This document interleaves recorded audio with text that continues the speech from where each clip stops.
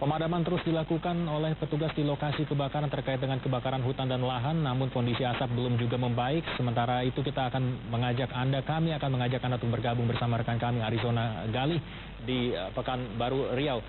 Galih, bagaimana dengan kelanjutan dari penanganan asap di wilayah Sumatera terutama?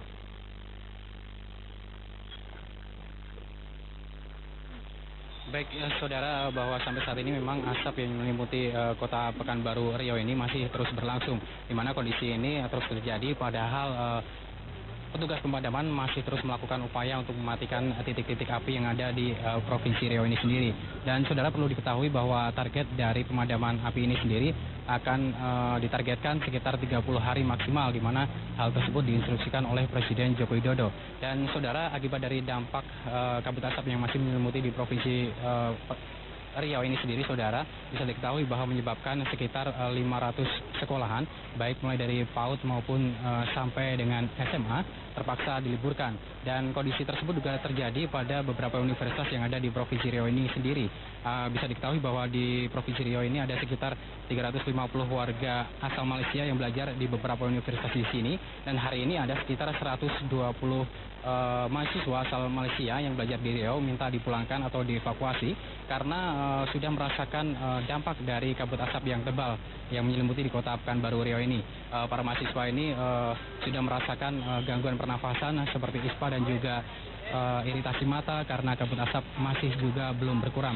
Sementara itu, saudara, bisa diketahui bahwa sampai pada saat hari ini sendiri kondisi aktivitas di Bandara Sultan Syarif Kasim sendiri sampai saat ini belum begitu normal. Banyak sekali penerbangan yang ditunda. Namun demikian jarak pandang di bandara sudah mencapai 1.500, dimungkinkan sampai nanti sore ataupun malam nanti akan ada penerbangan dan juga landing yang dilakukan oleh pihak maskapai. Dan saudara, terkait dengan tersangka kasus dari pembakaran lahan ke studio.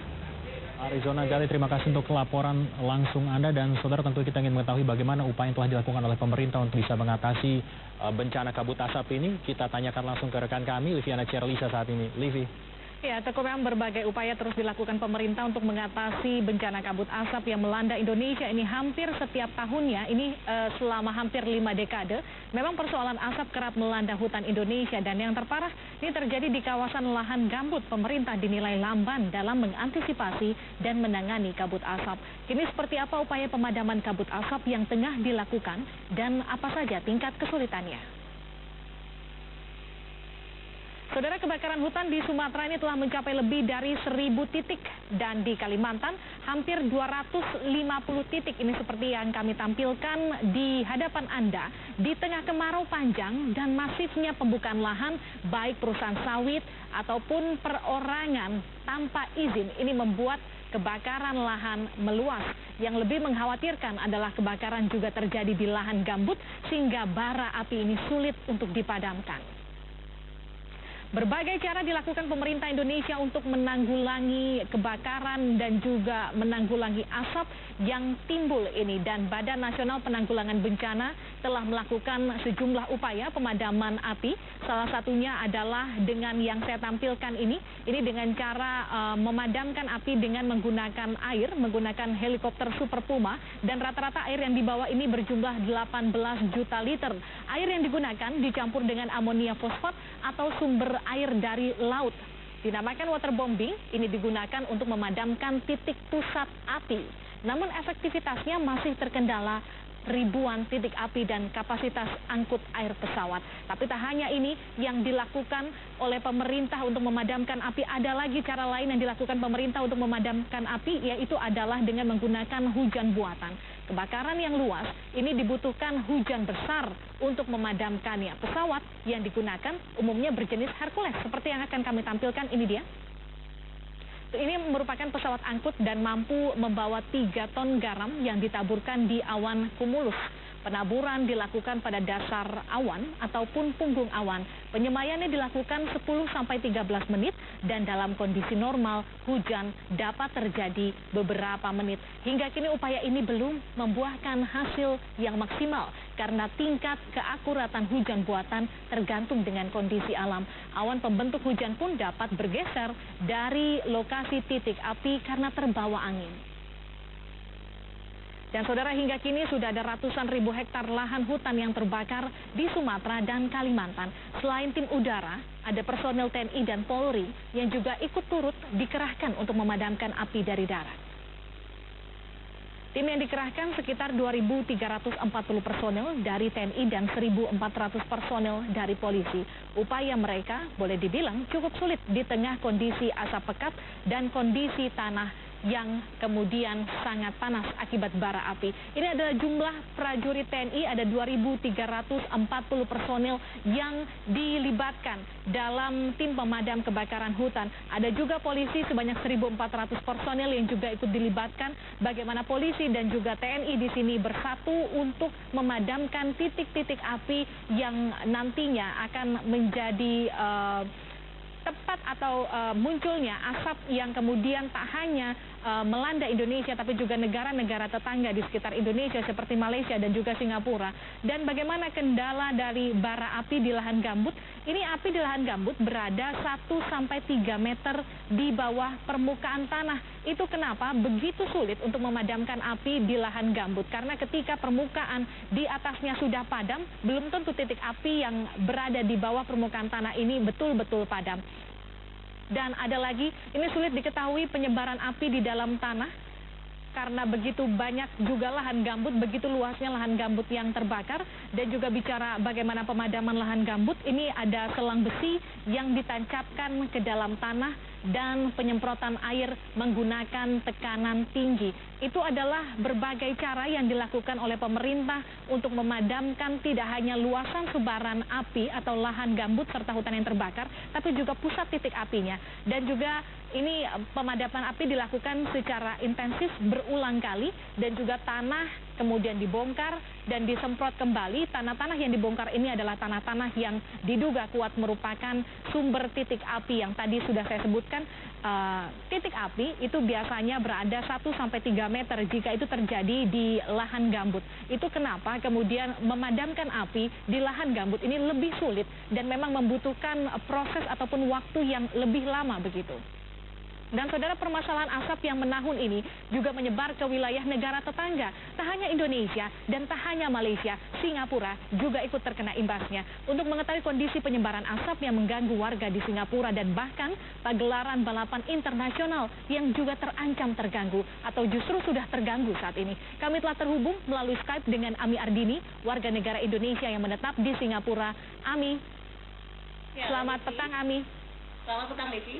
Ami, terkait kabut asap, bagaimana kondisi terakhir di Singapura hari ini, Ami? Ya, sebenarnya kalau terkait dengan kabut asap 2 hari terakhir ini, warga Singapura sudah relatif bisa merasakan atau bernafas lagi dengan udara yang jauh lebih baik. Karena dalam 2 hari terakhir ini, kondisi kabut asap atau haze itu sudah semakin menipis, bahkan sempat terlihat tidak ada seperti itu. Dan kalau ini juga dibuktikan dari PSI atau Pollutant Index yang dalam 2 hari ini berada di kisaran 71 sampai dengan 80. Nah, sementara saya baru mengecek di National Environment Agency, indeks sore ini ternyata mengalami kenaikan lagi, yaitu berada di level 113. Di mana itu artinya sudah masuk lagi ke level yang tidak sehat atau unhealthy, Livi. Ami, kabarnya pemerintah Singapura juga membuat hujan buatan untuk meminimalisir kabut asap di Singapura. Seberapa efektif ini? Ya, memang sempat beredar melalui pesan dari yang beredar di warga Singapura melalui WhatsApp seperti itu, karena yang mengatakan bahwa pemerintah Singapura melakukan hujan buatan atau cloud seeding. Tetapi hal ini dibantah oleh Minister Environment and Water Resources Singapura yang mengatakan bahwa pemerintah Singapura tidak melakukan dan tidak berniat untuk membuat hujan buatan atau cloud seeding, karena itu dirasakan tidak efektif untuk mengatasi kabut asap di Singapura, mengingat luas wilayah Singapura yang sedemikian kecil sehingga jika dilakukan hujan buatan kemungkinan hujan itu akan turun di tempat lain. Seperti itu, Livi. Ami, Grand Prix tinggal beberapa hari lagi, persiapan juga sudah mulai dilakukan hari ini. Bagaimana pagelaran ini nantinya dapat berlangsung di sana? Apakah ancaman batal itu masih terus terjadi hingga saat ini? Ya, sebenarnya pagelaran balap mobil Formula One ini dimulai pada hari ini, tepatnya hari Jumat ini sampai dengan nanti hari Minggu. Tetapi sepertinya spekulasi terus bergulir selama seminggu ini dan diputuskan ketika 2 hari ini situasi atau kondisi udara menjadi jauh lebih baik. Akhirnya F1 pun diselenggarakan sesuai dengan rencana, walaupun sore ini juga ya seperti saya katakan tadi bahwa PSI kembali naik indeksnya, tetapi sepertinya itu tidak menghalangi dan tetap dilaksanakan. Sesuai jadwal, Ami? Sesuai jadwal.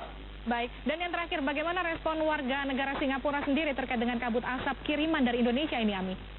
Ya sebenarnya kalau saya sempat menanyakan terhadap beberapa warga Singapura, baik itu lokal maupun mungkin mereka ekspat seperti itu yang menetap di Singapura, mereka ya bisa memaklumi betapa besar ataupun betapa sulitnya pemerintah Indonesia untuk mengatasi kebakaran lahan yang setiap tahun melanda, tetapi mereka juga terus berharap agar pemerintah Indonesia bisa segera menemukan solusi terbaik agar tidak lagi terjadi kebakaran hutan yang terus melanda, kemudian kabut asap yang kemudian tidak hanya dirasakan oleh Indonesia tetapi juga negara tetangga seperti Singapura. Dan juga mereka berharap agar pemerintah Indonesia juga mungkin mau untuk bekerja sama dengan negara-negara lain, contohnya Singapura yang sering berulang kali mengatakan ingin membantu Indonesia menangani kebakaran hutan.